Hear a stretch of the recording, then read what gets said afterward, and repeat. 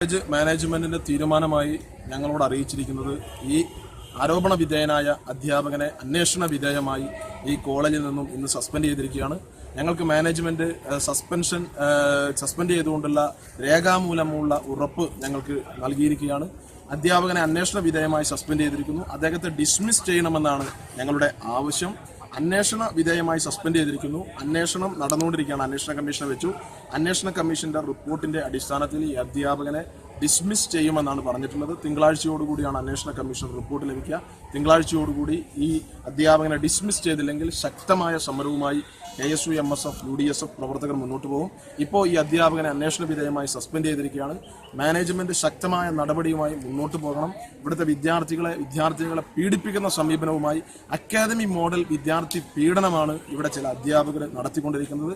CPM അധ്യാപക സംഘടനയുടെ പിൻബലമുള്ള 1-2 അധ്യാപകർ കഴിഞ്ഞ ആഴ്ചകളിൽ വിദ്യാർത്ഥികളെ ഇന്റേണൽ അസസ്മെന്റിന്റെ പേരിൽ രാഷ്ട്രീയമായി പീഡിപ്പിച്ചു എന്ന പരാതി ഉണ്ടായിരുന്നു. അങ്ങനെ ഒരു പരാതി ഉണ്ടായി. ആ വിദ്യാർത്ഥിനിയോട് മാപ്പ് പറഞ്ഞാണ് അന്ന് ആ അധ്യാപകൻ അവിടെ നിന്ന് അന്ന് ആ പ്രശ്നം പരിഹരിച്ചിട്ടുള്ളത്. തുടർച്ചയായി വിദ്യാർത്ഥി പീഡനങ്ങൾ അധ്യാപകർ നടത്തിക്കൊണ്ടിരിക്കുകയാണ്. ശക്തമായ സമരവുമായി KSU MSF പ്രവർത്തകർ മുന്നോട്ട് പോകും. പിന്തുണയുമായി യൂത്ത് ലീഗിന്റെ ആളുകളൊക്കെ, പ്രാദേശിക കോൺഗ്രസ് ലീഗ് നേതൃത്വത്തിന്റെ ആളുകളൊക്കെ ഇവിടെ വന്നിട്ടുണ്ട്. ശക്തമായ സമരവുമായി ഞങ്ങൾ മുന്നോട്ട്